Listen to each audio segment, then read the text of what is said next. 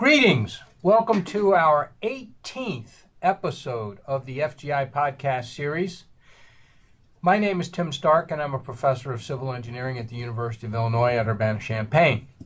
And hello, everyone. My name is Jen Miller, and I'm the coordinator of the Fabricated Geomembrane Institute, or the FGI.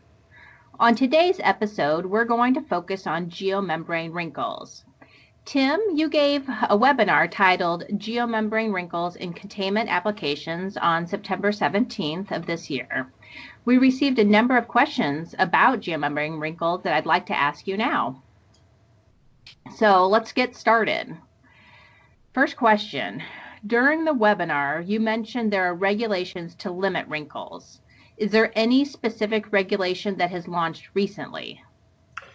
The Ohio Environmental Protection Agency is on the verge of issuing their final rule for wrinkles, and I'll describe that in a minute.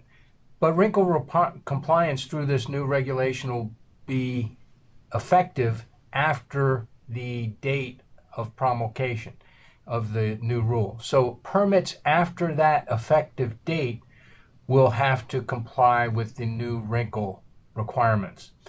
Existing facilities that do not have to comply right away, but if their permit changes, then they will have to comply with the new wrinkle requirement. And of course, they have to undergo a 10-year compliance update, and at that time they would also have to comply with the new wrinkle ordinance. The new ordinance or guideline will require wrinkle heights less than 4 inches. And if a wrinkle is greater than 4 inches, the wrinkle must be flattened before the next layer can be applied on top of the geomembrane, which could be the gravel drainage layer or a geotextile.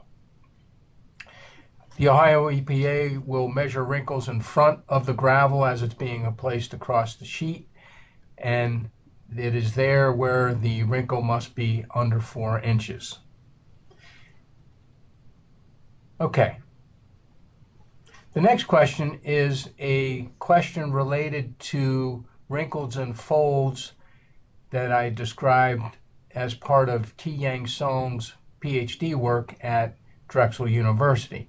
It says, can you comment on the implications for holes per wrinkle in your example calculations? Yes, so wrinkles are a location of stress cracks, and T. Yang shows this in his work. And so if it's an area of stress crack, then that would be an area of a defect, which means it could also be a point of leakage.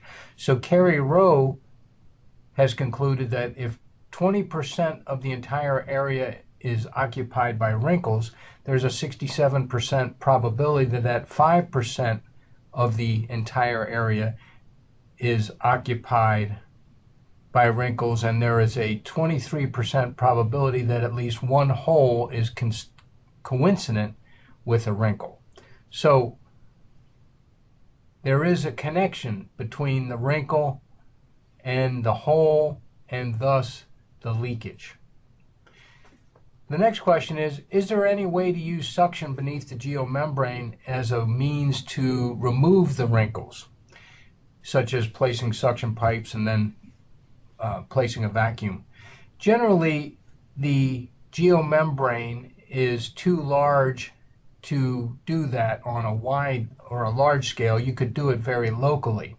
Some of the geomembranes, though, are fairly rigid, like high-density polyethylene, and you would not be able to pull that wrinkle down. But some of the more flexible geomembranes will have much smaller wrinkles, and there you might be able to pull it down with a vacuum. Why does the linkage calculator not include reinforced geomembranes? We are adding reinforced geomembranes to the leakage calculator, and that should be done in the next couple weeks, so please visit the FGI website. Is there a minimum wrinkle size, height, or width you recommend fixing when observed in the field? At what wrinkle height do you recommend start repairing? I think you should start repairing between 2 and 3 inches. Ohio EPA is going to let it go to 4 inches. But remember, Subtitle D requires intimate contact between the geomembrane and the underlying subgrade. So any kind of wrinkle does not comply with Subtitle D. So then the next big question is, are the wrinkles interconnected? Because if they are interconnected, you have a much larger seepage area. Because if a defect appears near a wrinkle, then that liquid gets under the geomembrane and can flow through these interconnected wrinkles and thus increase the leakage significantly. So I would use a much smaller wrinkle height, 2 inches to 3 inches tops. Okay, great. Tim, can you name some types of fabric reinforced geomembranes? Sure, there are a number of types, and I'll just name a few. Polypropylene, polyethylene, EVA or ethylene vinyl acetate, thermoplastic urethane. So there are many geomembranes that can be constructed with a reinforcing fabric, and that's important because it increases the dimensional stability of the geomembrane, and what that means is it will wrinkle a lot less. Next question is, does the reduction of frictional resistance of with the underlying subgrade due to the wrinkles have issues with slope stability? Yes, because when the geomembrane is not in contact with the subgrade, it cannot generate shear resistance for slope stability purposes. I don't know of a paper yet that has quantified this, but what I have been doing is calculating or estimating the percent of wrinkles, and you can use Professor Rowe's research, say 5 to 20%, and you can reduce your interface strength envelope, your peak interface or your large displacement interface strength envelope, by that percentage of area. So if it's 5%, reduce the envelope 5% and then calculate the factor of safety. Next question is, do you find the use of cushioned geotextiles as either full or partial replacement for the soil protection layer above the geomembrane? Does this lead to more serious wrinkles?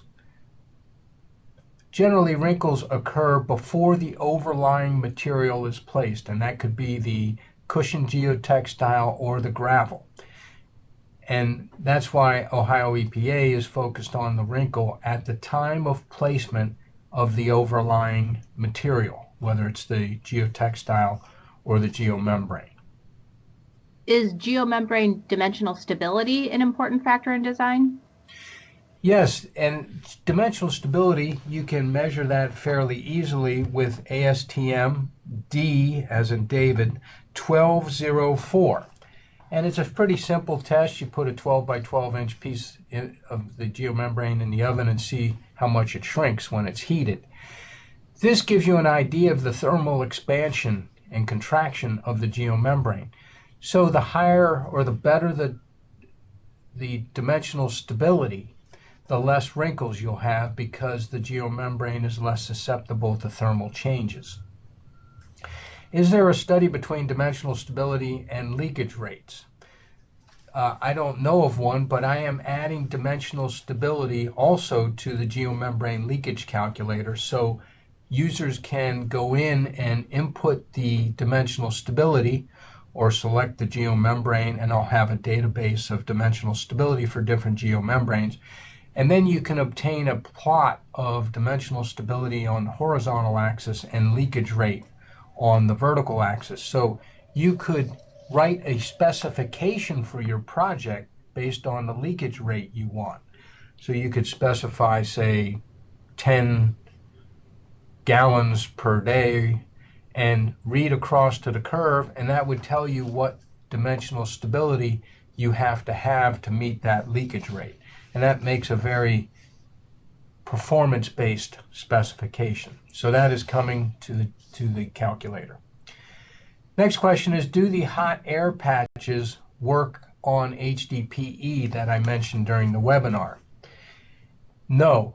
HDPE you cannot use hot air patches. You must grind the surface, the waxes and so on off the top of the HDPE to get the extrusion weld to stick to the HDPE. Hot air patches work on all non-HDPE geomembranes. So, next question. Requiring thicker HDPE geomembranes than more flexible materials seems to exaggerate the potential for wrinkles and leakage.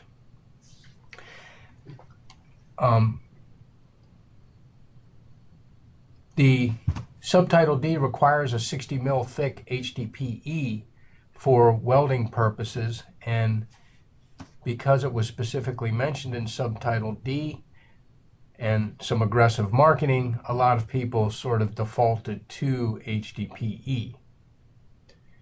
Okay, so why are HDPE and LLDPE so commonly used if their leakage rate is so much higher compared to PVC geomembranes? Yeah, that's a great question, and to follow up the prior one, because again, Subtitle D only mentioned one type of geomembrane, and it happened to be HDPE because you needed twice the thickness to weld it than the other FMLs, flexible membrane liners. So if you read Subtitle D, it only requires a 30 mil thick FML, or flexible membrane liner. And then in parentheses it says, oh, if you use HDPE, it must be 60 mil so it can be welded. That, with some aggressive marketing, got HDPE into waste containment facilities. And I think it's certainly overused in non-waste facilities. The main attribute of HDPE is chemical resistance, so it doesn't really need to be used in a potable water application where there's no contaminants. Okay, next question. If wrinkles are commonplace, basically the construction does not seem to meet state regulations. Has there been a push from the engineering community for states to tweak the regulations to accommodate wrinkles? Well, Ohio EPA is putting some guardrails up, at least now, that 4 inches is the top wrinkle. I think states should enforce the intimate contact requirement that Subtitle D requires. It is done in Europe. Sure, it's more expensive than what occurs in the United States, but it can be done, and if there is intimate contact, the leakage is far less than if wrinkles are present. And I showed in the webinar, leakage is 100 to 1,000 times more with wrinkles. So instead of having states tweak the regulations to accommodate wrinkles, I think the states should enforce Subtitle D such that we maximize intimate contact. Next question, hot air patching. Is there a standard ASTM test method for performing the air patching, like minimum temperature, airflow, etc.? There is no ASTM method for the hot gun patch or air patch, but you can perform destructive and non-destructive tests on the patch to ensure that it is a quality seam all the way around the patch. That can easily be done with an air lance test and a vacuum box test. And there are videos on the FGI website that show you how to conduct the air lance test and the vacuum box test. They're listed under test videos. Yes, they are. Okay, so what liner material would you recommend for exposed ponds? That's a difficult question. The main variables to think about for exposed applications are ultraviolet exposure, wind or uplift, abrasion to debris, traffic, ice blowing across the top of the geomembrane, and of course temperature. So let's take these one at a time. UV exposure, good geomembranes for those are CSPE, the Elvaloys or EIAs, EPDM, various reinforced polyethylene type geomembranes, polypropylene, reinforced polypropylene, UV stable, PVC, and LLDPE. For wind, reinforced products do better because they do not expand and contract such that the wind uplift and whipping due to the wind is much lower.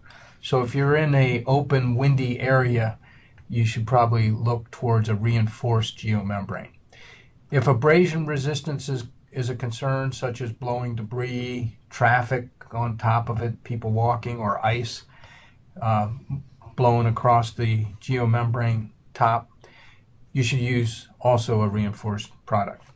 If there are extreme temperature fluctuations, dimensional stability is important, and reinforced products, geomembranes, have the better dimensional stability because of the reinforcing fabric. Last question. On slide 26, I broke down the states that had different standards regarding liner requirements and wrinkles.